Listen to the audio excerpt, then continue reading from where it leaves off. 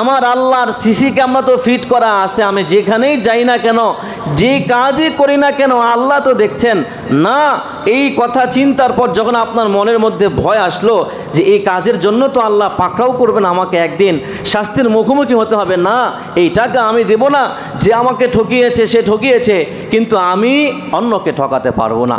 হাদা হুয়া তাকওয়া, এর নামই হচ্ছে তাকওয়া। জুমার নামাজ যারা পড়তে আসছে, অধিকাংশ মানুষ আল্লাহর ভয়ে নামাজ পড়তে আসে নাই। কেন আসছে? আজকে জুমার দিন, এটা আমাদের একটা সংস্কৃতি, যেতে হয়, নামাজ পড়তে হয়, ঠিকই ঠিক না? এজন্যই দেখা যায় ফরজ নামাজের পর অধিকাংশ মানুষ সুন্নত না পড়ে মসজিদ থেকে বের হয়ে যায়।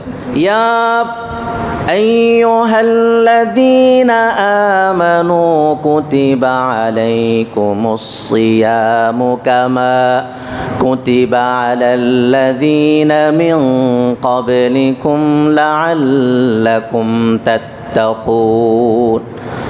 আল্লাহ পাক কেন আমাদেরকে রোজা দিয়েছেন, এক মাস রোজা কেন রাখতে বলেছেন, তার একটা উদ্দেশ্য আল্লাহ পাক বলে দিচ্ছেন। আল্লাহ পাক সম্বোধন করে বলছেন, হে ঈমানদাররা, কুতিবা আলাইকুমুস সিয়াম, তোমাদের উপর রোজা ফরজ করা হয়েছে। তোমরা এটা মনে কইরো না শুধুমাত্র এই উম্মতের জন্য রোজা ফরজ ছিল। আল্লাহ পাক বলছেন ওয়াল্লাযীনা মিন ক্বাবলিকুম, বরঞ্চ তোমাদের পূর্বে যত উম্মত গত হয়েছে সমস্ত উম্মতের উপর আমি আল্লাহ রোজার বিধান দিয়েছি। এরপর আল্লাহ পাক বলছেন আগের উম্মতকে যে রোজা রাখতে বলেছি, আর এখন যে তোমাদেরকে রোজার বিধান দিয়েছি, রোজা রাখতে বলছি, কেন জানোনি? লাআল্লাকুম তাত্তাকুন, আল্লাহ রাব্বুল আলামিন বলছেন যাতে করে তোমরা এক মাস সিয়াম সাধনার মাধ্যমে তাকওয়া নামক সিফাত, তাকওয়া নামক গুণ অর্জন করতে পারো।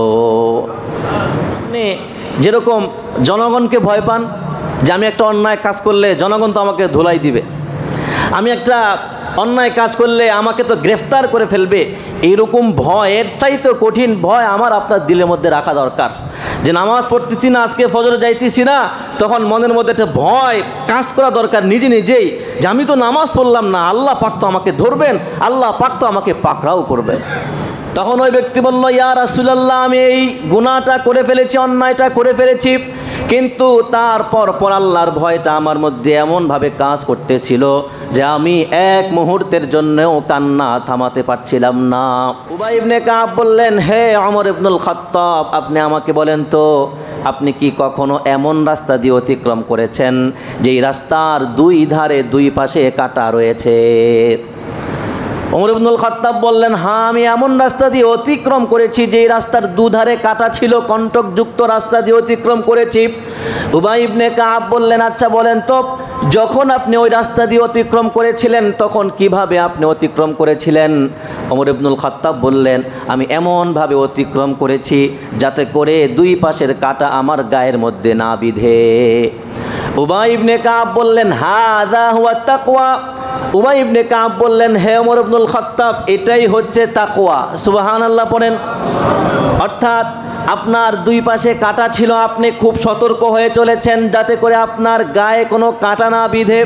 দুনিয়ার অবস্থাটাও তেমন, অর্থাৎ আপনার ডানে গুনাহ, আপনার বামে গুনাহ, সামনে গুনাহ, পিছনে গুনাহ, চতুর্দিকে গুনাহ, গুনাহ আর গুনাহ। আপনাকে সতর্ক হয়ে ওমর ইবনুল খাত্তাব যেরকম ওই কাঁটা থেকে নিজেকে বাঁচিয়ে বাঁচিয়ে রাস্তা অতিক্রম করেছেন, আমাকে আপনাকে ওইভাবে গুনাহ থেকে মুক্ত হয়ে নিজের জীবনকে পরিচালনা করতে হবে। মোহতারাম হাজিরিন, আল্লাহ রাব্বুল আলামিন এই পূর্ণ একটা মাস আমাদেরকে দিয়েছেন রোজা রাখার জন্যে। তো এত কষ্ট করে আমরা রোজা রাখবো, এর একটা উদ্দেশ্য আছে। প্রত্যেকটা বস্তুর সৃষ্টির পিছনে একটা উদ্দেশ্য অবশ্যই আছে। উদ্দেশ্য ছাড়া, উদ্দেশ্যহীন কোনো বস্তু দুনিয়ার মধ্যে নাই। আপনি যা পরে আছেন, টুপি, পাঞ্জাবি, লুঙ্গি, আপনি যা বিছিয়ে বসে আছেন, জায়নামাজ, আমি কথা বলছি, মাইক আছে, আমি পাগড়ি পরেছি, প্রত্যেকটা বস্তুর একটা না একটা উদ্দেশ্য আছে। ঠিক কি ঠিক না? উদ্দেশ্য ছাড়া কোনো কিছুই নাই। মানুষ পর্যন্ত উদ্দেশ্যহীন সৃষ্টি হয় নাই। মানুষকে আল্লাহ পাক উদ্দেশ্য নিয়েই দুনিয়ার মধ্যে পাঠিয়েছেন। আল্লাহ রাব্বুল আলামিন সূরা দারিয়াতের 25 নম্বর আয়াতের মধ্যে বলছেন যে কেন আল্লাহ পাক মানুষ সৃষ্টি করছেন। আল্লাহ পাক বলছেন, ওয়ামা খালাকতুল জিন্না ওয়াল والإنس إلا ليعبدون আল্লাহ রব্বুল আলামিন বলছেন, আমি মানুষ এবং জিন জাতি সৃষ্টি করি নাই, তবে একটা উদ্দেশ্যে সৃষ্টি করেছি। আর সে উদ্দেশ্যটা কি?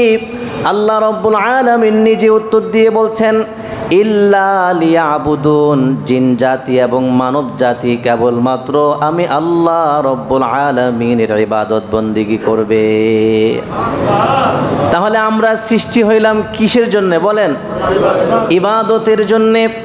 আল্লাহ রব্বুল আলামিন বলছেন, তোমাদেরকে সৃষ্টি করেছি, তোমরা কেবল আমার ইবাদত করবা। আর সারা বিশ্বের মধ্যে যা কিছু দেখো, যত নাজ নেয়ামত দেখো, এই সমস্ত নাজ নেয়ামত আমি আল্লাহ তোমাদের জন্য সৃষ্টি করেছি।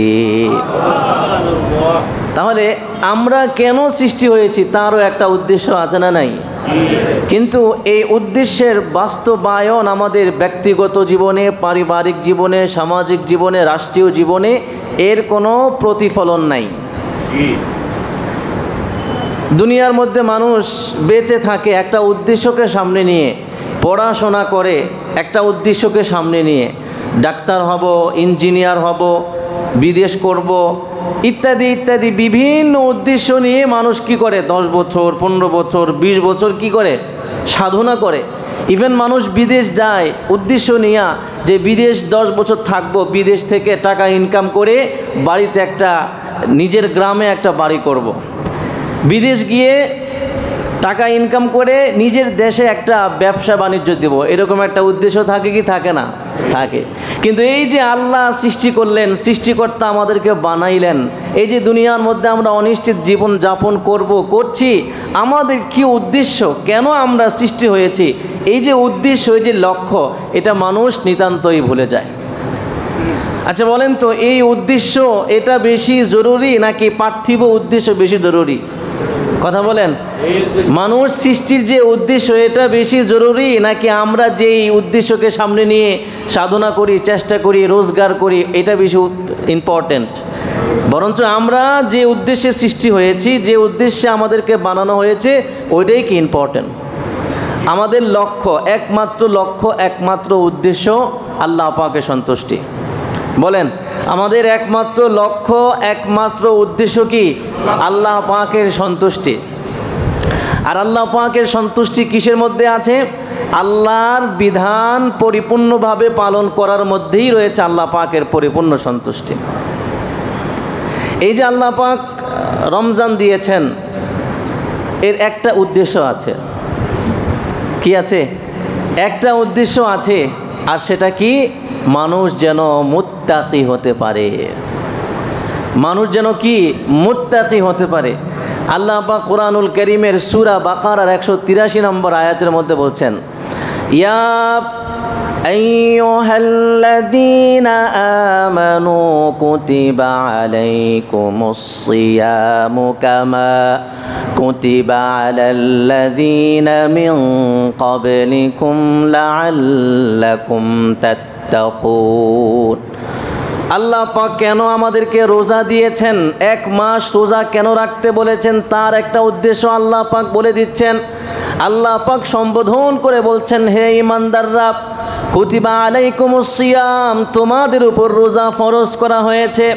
তোমরা এটা মনে কইরো না শুধুমাত্র এই উম্মতের জন্য রোজা ফরজ ছিল। আল্লাহ পাক বলছেন, ওয়াল্লাযীনা মিন ক্বাবলিকুম, বরঞ্চ তোমাদের পূর্বে যত উম্মত গত হয়েছে সমস্ত উম্মতের উপর আমি আল্লাহ রোজার বিধান দিয়েছি। এরপর আল্লাহ পাক বলছেন, আগের উম্মতকে যে রোজা রাখতে বলেছি, আর এখন যে তোমাদেরকে রোজার বিধান দিয়েছি, রোজা রাখতে বলছি, কেন জানোনি? লাআল্লাকুম তাত্তাকুন। আল্লাহ রাব্বুল আলামিন বলছেন, যাতে করে তোমরা 1 মাস সিয়াম সাধনার মাধ্যমে তাকওয়া নামক সিফাত, তাকওয়া নামক গুণ অর্জন করতে পারো। লাআল্লাকুম তাত্তাকুন, যাতে করে তোমরা মুত্তাকি হতে পারো, তাকওয়ার গুণ অর্জন করতে পারো। আরেক আয়াতের মধ্যে আল্লাহ বলছেন, ইয়া أيها الناس اعبدوا ربكم الذي خلقكم والذين من قبلكم لعلكم تتقون আল্লাহ রাব্বুল আলামিন বলছেন, হে লোক সকল, উবুদু রব্বাকুম, তোমরা তোমাদের রবের ইবাদত করো যিনি তোমাদেরকে সৃষ্টি করেছেন। আল্লাহ রাব্বুল আলামিন বলছেন, কেন তোমরা রবের ইবাদত করবা? লাআল্লাকুম তাত্তাকুন, যাতে করে রবের ইবাদত করে করে তোমরা সকলেই মুত্তাকি হতে পারো। তাহলে এই আয়াতের মধ্যেও আল্লাহ পাক বলছেন ইবাদত করবা, কেন? লাআল্লাকুম তাত্তাকুন, যাতে তোমরা মুত্তাকি হতে পারো। তাহলে বোঝা গেল আমাদের জীবনের একটা বড় উদ্দেশ্য হচ্ছে আমরা যেন কি হতে পারি? মুত্তাকি হতে পারি। এই যে নামাজ পড়ছি, রোজা রাখছি, যত ইবাদত বন্দেগী করছি, এর কারণ একটা, যেন আমরা মুত্তাকি হতে পারি। তাহলে তাকওয়া নামক জিনিসটা অনেক একটা বড় বিষয়। তাকওয়া এটা হচ্ছে মানব জীবনের মূল ভিত্তি, জীবনযাত্রার মূল ভিত্তি। যার তাকওয়া থাকবে সে ঠিক থাকবে, তার দুনিয়াও ঠিক থাকবে, তার আখিরাত ঠিক থাকবে। যার তাকওয়া ঠিক থাকবে না, তাকওয়া থাকবে না, তার দুনিয়াও ঠিক থাকবে না, আখিরাতও ঠিক থাকবে না। দুনিয়াও ধ্বংস হয়ে যাবে, আখিরাতও ধ্বংস হয়ে যাবে। এখন প্রশ্ন হলো তাকওয়া জিনিসটা কি? আবিধানিক অর্থ হচ্ছে বেঁচে থাকা, বাঁচিয়ে রাখা, হেফাজতে থাকা। পারিভাষিক অর্থ হচ্ছে যে আল্লাহর ভয় অন্তরে লালন করা। আল্লাহর ভয় কি করা? অন্তরে লালন করা। আল্লাহর ভয় অন্তরে লালন করে তার বিধিবিধানগুলো পুঙ্খানুপুঙ্খানুভাবে মেনে চলার নামই হচ্ছে তাকওয়া।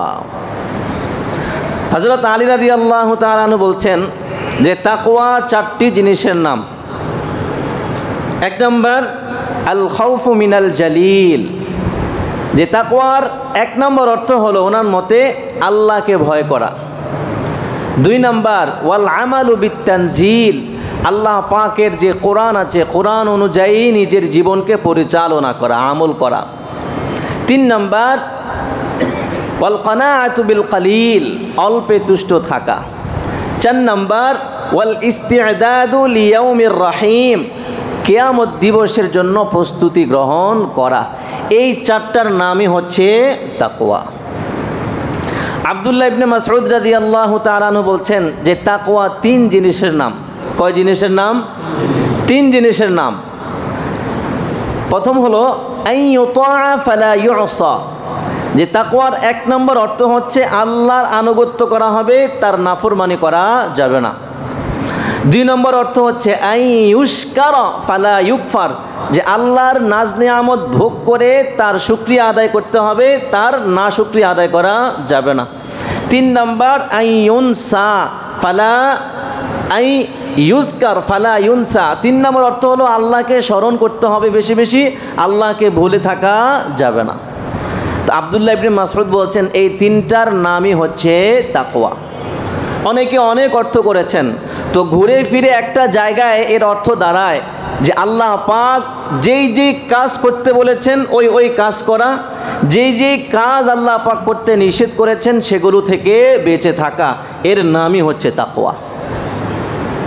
এক কথায় অর্থাৎ ইসলামী শাসন অনুযায়ী নিজের জীবনকে পরিচালনা করা, ইসলামী শরিয়া মোতাবেক নিজের জীবন, ব্যক্তিগত জীবন, পারিবারিক জীবন, সামাজিক জীবন, রাষ্ট্রীয় জীবনকে পরিচালনা করা, এর নামই হচ্ছে তাকওয়া।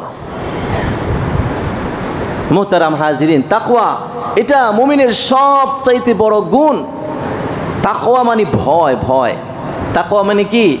ভয়। আপনি রাষ্ট্রীয় আইনকে লঙ্ঘন করতে আপনি খুব ভয় পান, ঠিক কি ঠিক না? আপনি রাষ্ট্রীয়ভাবে কোনো অপরাধ সংগঠিত করতে বা সমাজের মধ্যে চুরি করতে, ডাকাতি করতে, ছিনতাই করতে আপনি খুব ভয় পান। মানুষ ভয় পায় কি পায় না? যে আমি যদি ডাকাতি করি, আমি যদি চুরি করি, আমি যদি ইফটিজিং করি, আমি যদি কিলিং করি, কাউকে হত্যা করি, তাহলে তো আমাকে প্রশাসন গ্রেফতার করে ফেলবে, আমার শাস্তি হবে। মানুষ এই ভয়ে মূলত কি করে না? সামাজিক এই অন্যায়গুলো করে না, রাষ্ট্রীয় এই অন্যায়গুলো করে না। আপনার হাতে আমি একটা পিস্তল দিয়ে দিলাম, দিয়ে বললাম ভাই একটু পিস্তলটা নিয়ে একটু বাইরে হেঁটে আসেন। আপনি কি হেঁটে আসবেন? কথা বলেন, হেঁটে আসবেন? আপনাকে একটা পিস্তল দিয়ে বললাম ভাই, বা একটা রামদা দিয়ে বললাম ভাই একটু থানার আশপাশ দিয়ে ঘুরে আসেন, আপনি ঘুরে আসতে পারবেন? কেন পারবেন না? বলেন কেন পারবেন না? আপনার মধ্যে ভয়। কিসের ভয়? যে যদি গ্রেফতার হয়ে যায়, যদি গ্রেফতার হয়ে যায়, এই যে ভয়। আচ্ছা বলেন তো, এই ভয়ের চাইতে আল্লাহর ভয়টা বেশি জরুরি কিনা? কথা বলেন, বেশি জরুরি। তো এই যে ভয়টা বললাম, দুনিয়াবি যে ভয়ের কথা বললাম, এটা এই মসজিদের মধ্যে যারা এসেছেন, যারা আসবেন, যারা আসছেন, সকলের মধ্যে আছে না নাই? সকলের মধ্যে আছে দেখেই তো কেউ কোনো অন্যায় করতেছে না, কেউ পিস্তল নিয়ে বাহিরে ঘুরতেছে না, কেউ রামদা নিয়ে থানার সামনেও হাঁটতেছে না। ঠিকই ঠিক না? কিন্তু এই কথা নিশ্চিত বলতে হবে, সকলের মধ্যে আল্লাহর ভয় নাই। কিছু মানুষের মধ্যে আল্লাহর ভয় আছে। ধরেন কাদের মনের মধ্যে আল্লাহর ভয় আছে? আজকে ফজরের সময় যারা নামাজ পড়তে আসছে তাদের মধ্যে আল্লাহর ভয় আছে। কিন্তু যারা আজকে ফজরের নামাজ জামাতে পড়তে আসে নাই, মসজিদে আসে নাই, এখন আপনারাই বলেন তাদের মধ্যে কি আল্লাহর ভয় আছে? কথা বলেন। আল্লাহর ভয় থাকলে কি তারা ঘুমিয়ে থাকতো ঘরের মধ্যে? ঘুমিয়ে থাকতো না। ইভেন জুমার নামাজ যারা পড়তে আসে, সাপ্তাহিক এক ওয়াক্ত নামাজ পড়তে আসে, 5 ওয়াক্ত পড়ে না বা মাঝে মধ্যে পড়ে, জুমার নামাজ যারা পড়তে আসে, অধিকাংশ মানুষ আল্লাহর ভয়ে নামাজ পড়তে আসে নাই। কেন আসছে? আজকে জুমার দিন, এটা আমাদের একটা সংস্কৃতি, যেতে হয়, নামাজ পড়তে হয়। ঠিকই ঠিক না? এজন্যই দেখা যায় ফরজ নামাজের পর অধিকাংশ মানুষ সুন্নত না পড়ে মসজিদ থেকে বের হয়ে যায়। ভুল কথা বললাম মনে হয়? সুন্নতে মুআক্কাদা না পড়লে গুনাহ আছে। তো এই জন্যই বলতেছি যে অধিকাংশ মানুষ এই যে জুমার নামাজ পড়তে আসছে, আল্লাহর ভয়ে নামাজ পড়তে আসে নাই, আসছে সামাজিক রীতিনীতি প্রদর্শন করতে হয়। এই জুমার নামাজ না পড়লে কেমন দেখা যায়, চল, এটাও একটা আনন্দ, এই জন্য কি নামাজ পড়তে আসে। যদি আল্লাহর ভয় থাকতো তাহলে মানুষগুলা এইভাবে নামাজ সালাম ফিরে যে দেরি নাই, তারা অটোমেটিকলি আগে আগে বের হয়ে যায়, দৌড় দিতে থাকে। তাহলে কি বোঝা গেল, কি বুঝলেন? যে আমাদের মধ্যে কি নাই? আল্লাহর ভয় আছে। কথা বলেন, আল্লাহর ভয় নাই। রাসূলুল্লাহ সাল্লাল্লাহু আলাইহি ওয়াসাল্লাম এই তাকওয়ার গুরুত্ব অত্যধিক দিয়েছেন। স্বয়ং আল্লাহ পাক কোরআনুল কারীমে 250+ জায়গায় এই তাকওয়ার কথা বলছেন, যে তোমরা তাকওয়া অর্জন করো।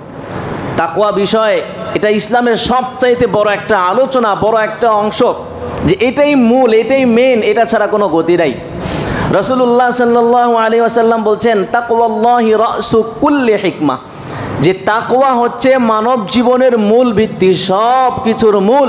কারো মধ্যে যদি তাকওয়া থাকে তাহলে তার ঈমান পরিপূর্ণ, আর কারো মধ্যে যদি তাকওয়া না থাকে তাহলে তার ঈমান পরিপূর্ণ না।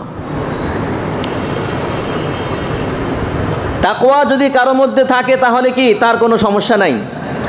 তাকওয়া যদি কারো মধ্যে থাকে, তাকে আপনি যতই পিটান, যতই মারেন, যে নামাজ পড়তে পারবি না, কোরআন পড়তে পারবি না, রোজা রাখতে পারবি না, তার মধ্যে যদি পরিপূর্ণ তাকওয়া থাকে, আপনি যতই মারেন, যতই পিটান, আপনার পিটান দ্বারা, আপনার মারধরের দ্বারা কোনো কাজ হবে? কাজ হবে না। সে নামাজ মিস দেবে না, আপনি যতই তাকে মারেন না কেন। আর যদি আপনি তাকে যতই টাকা দেন, ভাই নামাজ পড়, ভাই নামাজ পড়, যতই টাকা দেন, ভাই নামাজ পড়, যদি তার মধ্যে আল্লাহর ভয় না থাকে তাহলে সে নামাজ পড়বে? নামাজ পড়বে না। মোহতারাম হাজিরিন, এই তাকওয়াটাই সবচাইতে বড় জিনিস, বড় বিষয়। চিন্তা করেন, আল্লাহ পাক পুরা রমজান মাসটা দিয়েছেন, প্র্যাকটিস করো, তাকওয়ার প্র্যাকটিস করো, এই প্র্যাকটিস করো। আমাদের তো অবস্থা এমন যে রমজানে শুধু আমরা, ওই কয়েকজন মুসল্লি আমাকে কয়েকদিন আগে বলেছেন, যারা নিয়মিত নামাজ পড়তে আসে, যে হুজুর রমজানে আমরা সামনেই জায়গা পাই না, রমজানে আমরা সামনে জায়গা পাই না। অর্থাৎ ওই যে রমজান ভিত্তিক মুসল্লি থাকে, তারা আগে আগে চলে আসে, রমজান মাসটা চলে গেলে আর তাদেরকে খুঁজেও পাওয়া যায় না। অথচ রমজান মাস হচ্ছে তেল নেওয়ার মাস। কিসের মাস?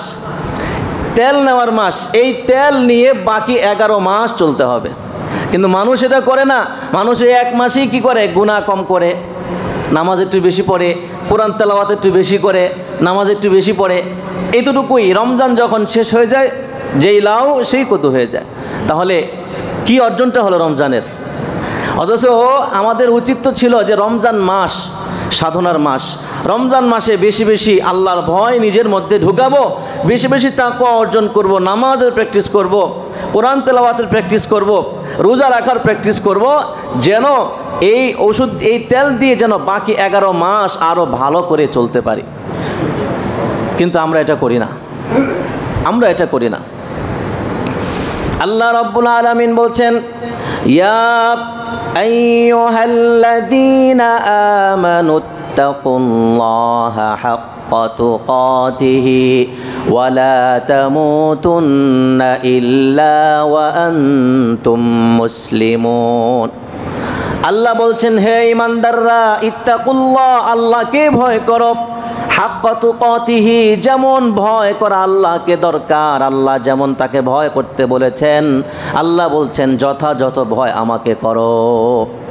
দুনিয়ার মধ্যে আমাদের খাবার প্রয়োজন 1 প্লেট, আমরা সেটার জায়গায় 2 প্লেট খাই, ঠিকই ঠিক না? আমাদের জামা পরা দরকার একটা, কিন্তু আমরা একটার জায়গায় 2টা 3টা 4টা পরি। অর্থাৎ পার্থিব জীবনে যতটুকু আমাদের প্রয়োজন তার চাইতেও বেশি আমরা অর্জন করি, কিন্তু আল্লাহকে যতটুকু ভয় করা দরকার অতটুকু আমরা ভয় করি না। আল্লাহ পাক বলছেন, ওয়ালা তামুতুন্না ইল্লা ওয়া আনতুম মুসলিমুন। আল্লাহর তাকওয়া, তাকওয়ার গুণ পরিপূর্ণ অর্জন করো, অর্জন করে তোমরা মুসলিম অবস্থায় মৃত্যুবরণ করো, মুসলিম না হয়ে মৃত্যুবরণ কইরো না। আল্লাহ পাক বলছেন হাক্কা তুকাতি, একদম পরিপূর্ণ, যেরকম ভয় করা দরকার ওই রকম ভয় আমাকে করো। আমাদের তাকওয়ারও অনেক শ্রেণী আছে, কিছু তাকওয়া আছে দুর্বল, কিছু মিডিয়াম, কিছু হাই, অনেক মজবুত। দুর্বল তাকওয়া যাদের, এরা সব জায়গায় গেলে কি করে? গুনাহ করে। একটু হালকা হালকা ভয় থাকে, কিন্তু গুনাহ করতে আবার কি সংকোচ বোধ করে না। আবার যারা মিডিয়াম, মধ্যম ধরনের তাকওয়া যাদের অন্তরে আছে, তারা ইসলামিক পরিবেশে থাকলে ওই ইসলামিক পরিবেশের কারণে আর গুনাহের কথা চিন্তায় আসে না, মাথায় আসে না, আর গুনাহ করে না, যেহেতু এটা ইসলামিক পরিবেশ। যেমন মসজিদ, মাদ্রাসা, ইসলামিক পরিবেশ, দ্বীনি পরিবেশ, এর মধ্যে থাকলেও ওই গুনাহ করার ওয়ে নাই, গুনাহ করার কোনো সিস্টেম নাই। কিন্তু বাইরে গেলে আবার ঠিকই কি গুনাহের পরিবেশে গেলে আবার ঠিকই গুনাহ করে, বাজারে গেলে ঠিকই গুনাহে লিপ্ত হয়ে যায়। 3 নাম্বার মজবুত তাকওয়া, অর্থাৎ এই তাকওয়াটা এমন, এই তাকওয়া যার মধ্যে থাকবে সে দুনিয়ার যে প্রান্তেই থাকুক না কেন, দুনিয়ার যেখানেই থাকুক না কেন, মসজিদ হোক, বাজার হোক, দেশ হোক, বিদেশ হোক, ঘরে নিজের রুমে তালা মেরে হোক, খাতার নিচে হোক, কম্বলের নিচে হোক, তার দ্বারা কোনো গুনাহ হবে না। বাসার মধ্যে পোলাপান মোবাইল দেখে, নাটক দেখে, সিনেমা দেখে, খারাপ ভিডিও দেখে, দেখে কিভাবে? এই যে কম্বলের নিচে দেখে, দেখে কি দেখে না? এটা কার ভয় দেখে? যে কম্বলের নিচে দেখতেছে যে মা আছে, বাবা আছে, আত্মীয় স্বজন বাসায় আছে, যদি কেউ এসে ঠাস করে দেখে ফেলে, এজন্য কি করে? রুমটাকে বন্ধ করে তারপরে এই কাজটা করে।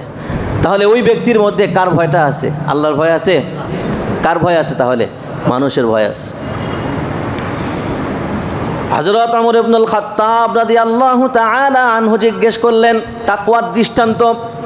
উবাই ইবনে কাবকে জিজ্ঞেস করলেন, হে উবাই ইবনে কাব, তুমি বলো তো তাকওয়া মানে কি, তাকওয়ার দৃষ্টান্ত কি? উবাই ইবনে কাব বললেন, হে ওমর ইবনুল খাত্তাব, আপনি আমাকে বলেন তো, আপনি কি কখনো এমন রাস্তা দিয়ে অতিক্রম করেছেন যেই রাস্তার 2 ধারে 2 পাশে কাঁটা রয়েছে? ওমর ইবনুল খাত্তাব বললেন, হ্যাঁ, আমি এমন রাস্তা দিয়ে অতিক্রম করেছি যেই রাস্তার 2 ধারে কাঁটা ছিল, কণ্টকযুক্ত রাস্তা দিয়ে অতিক্রম করেছি। উবাই ইবনে কাব বললেন, আচ্ছা বলেন তো, যখন আপনি ওই রাস্তা দিয়ে অতিক্রম করেছিলেন তখন কিভাবে আপনি অতিক্রম করেছিলেন? ওমর ইবনুল খাত্তাব বললেন, আমি এমনভাবে অতিক্রম করেছি যাতে করে 2 পাশের কাঁটা আমার গায়ের মধ্যে না বিধে। উবাই ইবনে কাব বললেন, হাযা হুয়া তাকওয়া। উবাই ইবনে কাব বললেন, হে ওমর ইবনুল খাত্তাব, এটাই হচ্ছে তাকওয়া। সুবহানাল্লাহ পড়েন। অর্থাৎ আপনার 2 পাশে কাঁটা ছিল, আপনি খুব সতর্ক হয়ে চলেছেন যাতে করে আপনার গায়ে কোনো কাঁটা না বিধে। দুনিয়ার অবস্থাটাও তেমন, অর্থাৎ আপনার ডানে গুনাহ, আপনার বামে গুনাহ, সামনে গুনাহ, পিছনে গুনাহ, চতুর্দিকে গুনাহ, গুনাহ আর গুনাহ। আপনাকে সতর্ক হয়ে ওমর ইবনুল খাত্তাব যেরকম ওই কাঁটা থেকে নিজেকে বাঁচিয়ে বাঁচিয়ে রাস্তা অতিক্রম করেছেন, আমাকে আপনাকে ওইভাবে গুনাহ থেকে মুক্ত হয়ে নিজের জীবনকে পরিচালনা করতে হবে, ওইভাবে আপনাকে চলতে হবে। বাড়িতে যখন, গ্রামে গঞ্জে যখন বৃষ্টি আসে তখন তো মাটি কাদাযুক্ত হয়ে যায়, ওই মুহূর্তে যখন কেউ বের হয়, বৃষ্টি আসার আগে যেরকম সে স্বাভাবিকভাবে হাঁটতে পারে, বৃষ্টির পর কি সে ওইভাবে হাঁটতে পারে? সে খুব সাবধান হয়ে হাঁটে। হাঁটে কি হাঁটে না? কেন হাঁটে? যাতে করে বৃষ্টির কাদা তার জামায় না লাগে, তার কাপড়ে না লাগে। কারণ কাপড়ে লাগলে কাপড়টা তো নষ্ট হয়ে যাবে। তো কাপড়ে যেন না লাগে, কাপড়টাকে উঠায়। অনেকে বৃষ্টিতে যেন পিছল না খায়, পিছলে না পড়ে, এজন্য একটা শক্ত জুতা পরে, যেই জুতা পরলে পিছল না খাবে, পিছলে না যাবে, এরকম জুতা পরে খুব সতর্ক হয়ে চলে। কি চলে না? তাকওয়ার দৃষ্টান্ত হচ্ছে এরকম যে দুনিয়ার সব জায়গায় গুনাহ, দুনিয়ার পরিবেশটাই হচ্ছে গুনাহের পরিবেশ। আপনাকে ওইভাবে সতর্ক হয়ে চলতে হবে। গুনাহ দেখে দেখে দেখে দেখে আপনাকে চলতে হবে। এখানে গুনাহ, এখানে যাওয়া যাবে না, এখানে গুনাহ, এখানে যাওয়া যাবে না, এই কাজটা গুনাহ। আপনাকে সতর্কতার সাথে এখান থেকে বেঁচে থাকতে হবে। হাযা হুয়া তাকওয়া। এটাই হচ্ছে তাকওয়া, এটাই হচ্ছে তাকওয়া। তাকওয়ার দৃষ্টান্ত হচ্ছে এমন, আপনার কাছে একটা ছেঁড়া নোট আছে। কি আছে? একটা ছেঁড়া নোট আছে, কেউ আপনাকে দিয়ে দিয়েছে। এখন আপনি চিন্তা করলেন 100 টাকার বা 500 টাকার একটা ছেঁড়া নোট আমাকে দিয়েছে, এখন এটা কিভাবে আমি চালাবো? তখন আপনি অনেকগুলো নোটের মধ্যে আপনি দোকানে গিয়েছেন, কিছু কেনাকাটি করলেন। তো আপনি ফন্দি করে কি করলেন? অনেকগুলো নোটের মাঝখানে ওইটাও দিয়ে তাকে কি টাকা দিয়ে দিলেন। সে লক্ষ্য করলো না, সে কি করলো না? লক্ষ্য করলো না। আচ্ছা বলেন তো, আপনি কি তাকে ঠকিয়েছেন কি ঠকান নাই? কথা বলেন, ঠকিয়েছেন কি ঠকান নাই? এই কাজটা কি জায়েজ হয়েছে? এই কাজটা নাজায়েজ হয়েছে। তো আপনার মধ্যে যদি তাকওয়া থাকতো, তখন আপনি চিন্তা করতেন, না আমি যে এই ছিঁড়া টাকা তাকে দেব, এটা তো অন্যায়, এটা কি অন্যায়, এটা নাজায়েজ কাম। আমাকে তো সে তো দেখবে না, বা আমি যে তাকে টাকা দিচ্ছি সেও তো এটা বুঝতে পারবে না, কিন্তু আমার আল্লাহ তো দেখছেন। আমার আল্লাহর সিসি ক্যামেরা তো ফিট করা আছে। আমি যেখানেই যাই না কেন, যে কাজই করি না কেন, আল্লাহ তো দেখছেন না। এই কথা চিন্তার পর যখন আপনার মনের মধ্যে ভয় আসলো যে এই কাজের জন্য তো আল্লাহ পাকড়াও করবেন, আমাকে একদিন শাস্তির মুখোমুখি হতে হবে, না এই টাকা আমি দেব না। যে আমাকে ঠকিয়েছে সে ঠকিয়েছে, কিন্তু আমি অন্যকে ঠকাতে পারবো না। হাযা হুয়া তাকওয়া, এর নামই হচ্ছে তাকওয়া। কিন্তু এই যে তাকওয়া, এটা কয়জনের মধ্যে আস? অনেক মানুষকে দেখেছি যে ছেঁড়া টাকা থাকলে এটা কোনো রকম চোখ বন্ধ করে আরেকজনকে দিয়ে দেয়। মোহতারাম হাজরিন, এই যে আপনি দিয়ে দিলেন, আপনার মধ্যে পরিপূর্ণ তাকওয়া নাই, আপনার মধ্যে আল্লাহর ভয় নাই। এরপর অনেক নামাজি ভাই আছে, অনেক 5 ওয়াক্ত নামাজ পড়ে, রোজা রাখে, মানে দেখলে মনে হয় আল্লাহওয়ালা সুফি বুজুর্গ, কিন্তু ঘরের মধ্যে গেলে মনে হয়, তাকে দেখলে মনে হয় সে জান্নাতে আছে, ঘরে গেলে মনে হয় সে জাহান্নামে আছে। ঠিকই ঠিক না? অর্থাৎ 5 ওয়াক্ত নামাজ আদায় করছে, রোজা রাখছে, সারাদিন তসবিহ হাতে তসবিহ টিপাটিপি করতেছে, জিকির করতেছে, ওয়াজ মাহফিলে যাইতেছে, দান করতেছে, সদকা করতেছে, অথচ ঘরের মধ্যে গিয়ে দেখা যায় তার স্ত্রী পর্দা করে না, নামাজ পড়ে না, তার সন্তান হারাম কাজ করতেছে, নামাজ পড়তেছে না, ইসলামী অনুশাসন মেনে চলতেছে না। এখন কি আপনি তাকে বলবেন যে সে মুত্তাকি, তার মধ্যে তাকওয়া আছে? না, তার মধ্যে তাকওয়া নাই। মুহতারাম হাজরিন, স্ত্রীর ভরণ পোষণ যেমন ফরজ, স্ত্রীকে পর্দা করানো ফরজ। স্ত্রীর ভরণ পোষণ দেওয়া যেমন স্বামীর উপর ফরজ, ঠিক তেমনিভাবে স্ত্রীকে ইসলামী অনুশাসনের মধ্যে রাখা এটাও তেমনি ফরজ। অনেকে বলে যে সে তার মতো চলে, সে আমার কথা শোনে না। না, এই কথা বলে আপনি আল্লাহর কাছ থেকে পার পেতে পারবেন না। আপনি হয়তো দুনিয়াতে কাউকে বুঝিয়ে টুজিয়ে পার হয়ে গেলেন, আল্লাহর কাছে কি জবাব দিবেন? আল্লাহ পাক বলছেন, কু আনফুসাকুম ওয়া আহলিকুম নারা। এই আল্লাহ পাক বলছেন, তোমরা আগে নিজে বাঁচো, তারপর তোমার পরিবারকে বাঁচাও। তো নিজে তো নামাজ পড়তেছি, ইবাদত বন্দেগী করতেছি, কিন্তু পরিবারকে কি ইবাদত বন্দেগী করাচ্ছি? না, করাচ্ছি না। এরকম যারা স্বামী বা বাবা, যা ভাই, যারা অভিভাবক, আল্লাহ রাসূল বলছেন এরা দাইয়ুস। এরা কি? দাইয়ুস। অনেকেই দাইয়ুসের ভুল ব্যাখ্যা করে। দাইয়ুস বলা হয় ওই স্বামী, যে স্বামী তার পরিবারের মধ্যে যে অন্যায় কাজ চলছে, হারাম কাজ চলছে, পর্দাহীনতা চলছে, অশ্লীলতা, বেহায়াপনা, বেলাল্লাপনা চলছে, এগুলোর ব্যাপারে যে উদাসীন থাকে, যে এগুলো বন্ধ করার জন্য কোনো চেষ্টা প্রয়াস ইত্যাদি করে না, আল্লাহ রাসূল বলছেন এমন ব্যক্তি হচ্ছে দাইয়ুস। নাউজুবিল্লাহ পড়বেন না। এমন ব্যক্তি হচ্ছে দাইয়ুস। আল্লাহ রাসূল বলছেন, তিরমিজি শরীফের হাদিস, নাসাইর মধ্যে এসেছে যে আল্লাহ রব্বুল আলামিন কাল কিয়ামতের ময়দানে 3 জন ব্যক্তির দিকে আল্লাহ পাক তাকাবেন না। কয়জন ব্যক্তি? 3 জন ব্যক্তি। এর মধ্যে 1 নম্বর হচ্ছে আল আকুলি ওয়ালিদাইহি, পিতা মাতার অবাধ্যতাকারী। পিতা মাতার যে অবাধ্য, আল্লাহ পাক তার দিকে তাকাবেন না। 2 নম্বর হচ্ছে আল্লাহ রাসূল সাল্লাল্লাহু আলাইহি সাল্লাম বলছেন, যেই পুরুষ নারীর বেশ ধরে আর যেই নারী পুরুষের বেশ ধরে, এমন ব্যক্তিদের দিকে আল্লাহ পাক তাকাবেন না। 3 নম্বর আদ-দাইয়ুস, যারা নিজের পরিবারকে পর্দার মধ্যে চালায় না, নিজের পরিবার পর্দাহীনতার মধ্যে চলছে, সে এই সম্পর্কে উদাসীন, আল্লাহ রাসূল বলছেন এমন ব্যক্তির দিকে আল্লাহ পাক তাকাবেন না। আরেক হাদিসের মধ্যে তো আরও কঠোর হুঁশিয়ারি এসেছে। আল্লাহ রাসূল বলছেন দাইয়ুস, এর জন্য আল্লাহ পাক জান্নাতকে চিরতরে হারাম করে দেবেন।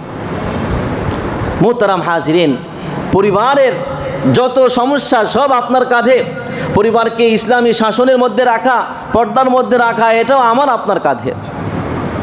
এজন্যই রাসূলুল্লাহ সাল্লাল্লাহু আলাইহি ওয়াসাল্লাম বলেছেন, আলা কুল্লুকুম রাঈন ওয়া কুল্লুকুম মাসউলুন আন রাইয়াতিহি।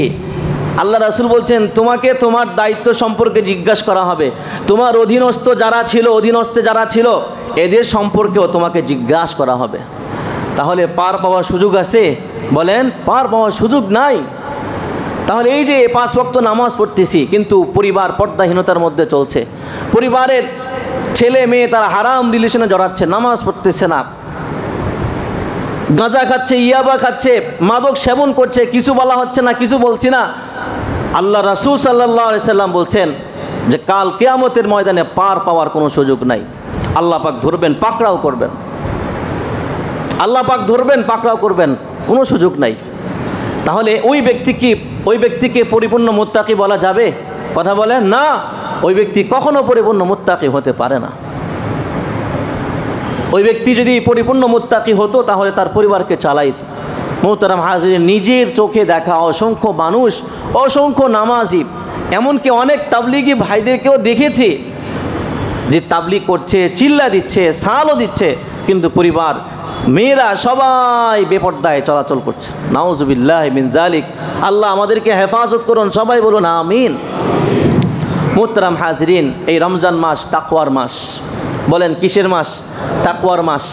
আপনি যেরকম জনগণকে ভয় পান যে আমি একটা অন্যায় কাজ করলে জনগণ তো আমাকে ধুলাই দিবে, আমি একটা অন্যায় কাজ করলে আমাকে তো গ্রেফতার করে ফেলবে, এইরকম ভয়, এর চাইতে কঠিন ভয় আমার আপনার দিলের মধ্যে রাখা দরকার। যে নামাজ পড়তেছি না, আজকে ফজরে যাইতেছি না, তখন মনের মধ্যে একটা ভয় কাজ করা দরকার নিজেই, যে আমি তো নামাজ পড়লাম না, আল্লাহ পাক তো আমাকে ধরবেন, আল্লাহ পাক তো আমাকে পাকড়াও করবেন।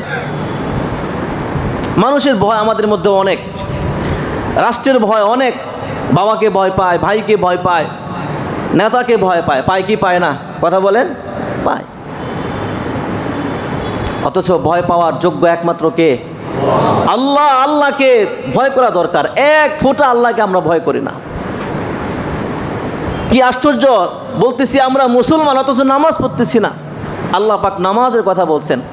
আল্লাহ রাসূল বলছেন নামাজ পড়া না পড়া, যে পড়ে সে মুমিন আর যে পড়ে না সে কাফের। অর্থাৎ একজন মুমিন এবং কাফেরের মধ্যে পার্থক্যই হচ্ছে যে নামাজ পড়ে সে মুমিন আর যে নামাজ পড়ে না সে কাফের। আমরা মানুষকে বেশি ভয় পাই, আল্লাহকে ভয় পাই না। রাসূলুল্লাহ সাল্লাল্লাহু আলাইহি ওয়াসাল্লামের জামানায় এক ব্যক্তি কাফন চড়ছিল। ওমর ইবনুল খাত্তাব রাদিয়াল্লাহু তাআলা আনহু এক কবরস্থান দিয়ে অতিক্রম করছেন। তিনি অতিক্রম করছেন, হঠাৎ দেখতে পাইলেন একজন ব্যক্তি হাউমাউ করে চিৎকার করে কান্নাকাটি করতেছে। ওমর ইবনুল খাত্তাব তার পাশে গিয়ে বসলেন, বসে বললেন, ভাই তোমার কি হয়েছে, কান্না করতেছো কেন? তখন ওই ব্যক্তি উত্তরে বলল, ভাই জীবনে এত বড় অন্যায় করে ফেলেছি, জানি না আল্লাহর কাছে এর জন্য মাফ পাবো কি পাবো না। কিছু কান্না আছে যে অন্যকে যদি কেউ কান্না করতে দেখে, তাহলে কিছু কান্না এমন আছে যে অন্যের কান্না দেখার কারণে নিজেরও কি চলে আসে, কান্না চলে আসে কি আসে না? ওমর ইবনুল খাত্তাব রাদিয়াল্লাহু তাআলা আনহুর কান্না চলে আসছে। তিনি একটু পরে আল্লাহর রাসূল সাল্লাল্লাহু আলাইহি ওয়াসাল্লামের দরবারে গেলেন। আল্লাহ রাসূলের দরবারে যাওয়ার পর আল্লাহ রাসূল দেখলেন ওমরের চোখে পানি। আল্লাহ রাসূল জিজ্ঞাসা করলেন, হে ওমর, তোমার চোখে পানি কেন? তুমি কি কান্না করতেছো? ওমর ইবনুল খাত্তাব বললেন, ইয়া রাসূলুল্লাহ, অমুক একজন লোককে দেখতেছি, সে কান্না করতেছে। তার কান্না, তার চিৎকার দেখে আমিও নিজেকে আটকে রাখতে পারি নাই। আল্লাহ রাসূল বললেন, যাও তাকে আমার কাছে নিয়ে আসো। আল্লাহ রাসূলের নির্দেশ পাওয়ার পর ওমর ইবনুল খাত্তাব ওই লোককে আল্লাহ রাসূলের সামনে হাজির করানো হলো, হাজির করাইলেন। আল্লাহ রাসূল জিজ্ঞাসা করলেন, কি ব্যাপার, তুমি এত কান্না কেন করতেছো চিৎকার করে? তখন সে বলতে লাগলো, ইয়া রাসূলুল্লাহ, ইয়া হাবিবাল্লাহ, জীবনে এত বড় অন্যায় করে ফেলেছি, জানি না আল্লাহর কাছে এর জন্য মাফ পাবো কিনা। আল্লাহ রাসূল বললেন, তোমার গুনাহ বড় নাকি আল্লাহর আরশ বড়? তখন ওই ব্যক্তি বলতেছে, আল্লাহর আরশের চাইতে আমার গুনাহ আরো ভয়ঙ্কর, আরো বড়। আল্লাহ রাসূল আবার জিজ্ঞেস করলেন, তোমার গুনাহ বড় নাকি আল্লাহর কুরসি বড়? তখন ওই গুনাহগার ব্যক্তি বলল, ইয়া রাসূলুল্লাহ, আল্লাহর কুরসির চাইতেও আমার গুনাহ অনেক বেশি বড়। আল্লাহ রাসূল ভয় পেয়ে গেলেন, কি সাংঘাতিক। আল্লাহ রাসূল বললেন, তুমি কি শিরিক করছো? কয় না, ইয়া রাসূলুল্লাহ, আমি তো শিরিক করি নাই। তা আল্লাহ রাসূল বললেন, শিরিক তো সবচাইতে বড় গুনাহ, এটা আল্লাহ ক্ষমা করেন না। তাহলে তুমি কি এমন গুনাহ করছো যেটা আল্লাহর আরশের চাইতেও বড়, আল্লাহর কুরসির চাইতেও বড়? ওই লোক বলল, ইয়া রাসূলুল্লাহ, ইয়া রাসূলুল্লাহ, আমি নিয়মিত কাফন চুরি করি। যখনই কোনো মানুষকে দাফন দেওয়া হতো, কাল বিলম্ব না করে ওই রাত্রেবেলায় আমি ওই কাফন নগদ চুরি করে নিয়ে আসতাম। ইয়া রাসূলুল্লাহ, কিছুদিন আগে কবরস্থানে একজন নারীকে দাফন দেওয়া হয়েছিল, আমি রাত্রিবেলায় তার কাফন চুরি করতে গেছি। ইয়া রাসূলুল্লাহ, কাফন চুরি করতে গিয়েছি, কবর খুঁজে যখন কাফন আমি খুলেছি, কাফন যখন চুরি করব, আমি খুলে দেখি একজন নারীর মরদেহ। ইয়া রাসূলুল্লাহ, এই নারীকে দেখে আমি নিজেকে কন্ট্রোল করতে পারলাম না, সহ্য করতে পারলাম না, আমি ওই নারীর সাথে হারাম কাজে লিপ্ত হয়ে গেছি।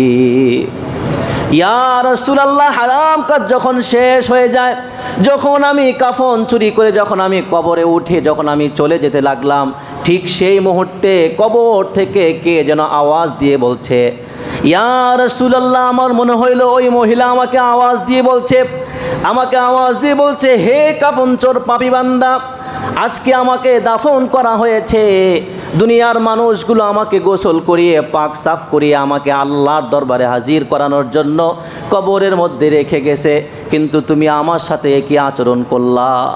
তুমি আমার কাফন চুরি করে নিয়ে তুমি আমাকে নগ্ন অবস্থায় রেখে গেলা, আমাকে নাপাক অবস্থায় রেখে গেলা। হে পাপী বান্দা, তুমি বলো আমি আল্লাহর সামনে এই নাপাক শরীর নিয়ে কিভাবে দাঁড়াবো? ওই নারীর এই আওয়াজ যখন ওই কাফন চোরের কানে আসছে, সে তৎক্ষণাৎ কাফনের কাপড়টা ফেলে দিয়ে চিৎকার করে জায়গার মধ্যে কিছুক্ষণ বেহুশ হয়ে গেছে।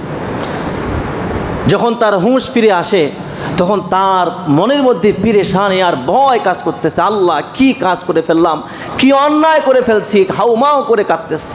যখন কাঁদতেছিল তখনই ওমর দেখছেন।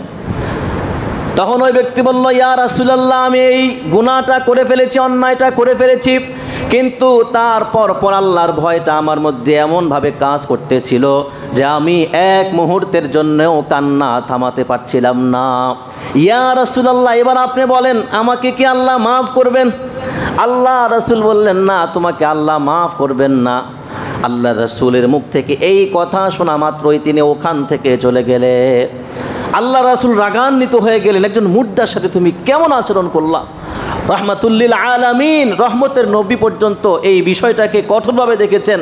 রহমতের নবীও কি করেন নাই? মাফ করেন নাই।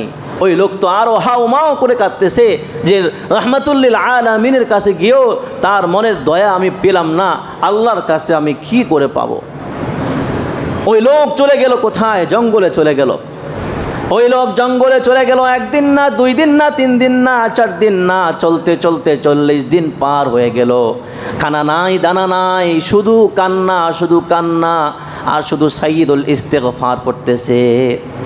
আল্লাহুম্মা আনতা রব্বি, হায় আল্লাহ আপনি আমার প্রতিপালক, খালাক্তানি, আপনি আমাকে সৃষ্টি করেছেন, আর কেউ আমাকে বানায় নাই, সৃষ্টি করে নাই। ওয়া আনা আব্দুকা, হ্যাঁ আল্লাহ আমি আপনারই বান্দা, আপনি আমাকে তো বানাইছেন, কেউ তো আমাকে বানায় নাই, আপনি আমাকে সৃষ্টি করেছেন, আমি আপনার বান্দা, আল্লাহ ফাগফিরলি, আমাকে মাফ করে দেন। এইভাবে সে চিৎকার করে দোয়া করতেছিল। 40 দিন হয়ে গেল। 40 দিন পর জিবরিল আলাইহিস সালাতু ওয়াস সালাম আল্লাহর রাসূলের কাছে আসলেন। আল্লাহর রাসূলের কাছে এসে বললেন, ইয়া রাসূলুল্লাহ, আল্লাহ জানতে চেয়েছেন এই মানব জাতি, জিন জাতি এবং যত কিছু দেখছেন এই মাখলুককে সৃষ্টি করেছেন। রাসূলুল্লাহ সাল্লাল্লাহু আলাইহি ওয়াসাল্লাম বললেন, আমাকে এবং সব কিছুকে আল্লাহ সৃষ্টি করেছেন। তখন জিবরিল বললেন, ইয়া রাসূলুল্লাহ, আল্লাহ জানতে চেয়েছেন রিজিকের মালিককে। তখন নবীজি বললেন, রিজিকের মালিক হচ্ছেন আল্লাহ। জিবরিল আবার জিজ্ঞেস করলেন, ইয়া রাসূলুল্লাহ, আল্লাহ আপনার কাছ থেকে জানতে চান মানুষকে মাফ করে কে, ক্ষমা করে কে? রাসূলুল্লাহ সাল্লাল্লাহু আলাইহি ওয়াসাল্লাম বললেন, আমাকে এবং সবাইকে মাফ করার ক্ষমতা একমাত্র একজনের, আর তিনি হচ্ছেন আল্লাহ।